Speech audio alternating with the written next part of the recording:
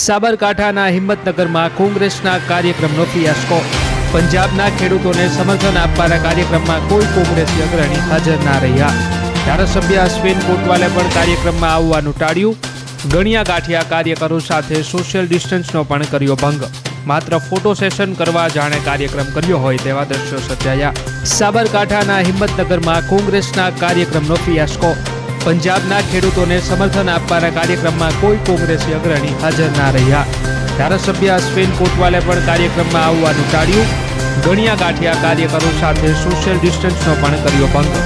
માત્ર photo session કરવા જાણે કાર્યક્રમ કર્યો હોય તેવા દ્રશ્યો સર્જાયા। Nitin Patel, news updates media, Sabarkantha. આપની આસપાસ બનતી દરેક ઘટનાની માહિતી જાણવા લાઈક કરો ન્યૂઝ અપડેટ્સ ગુજરાતી।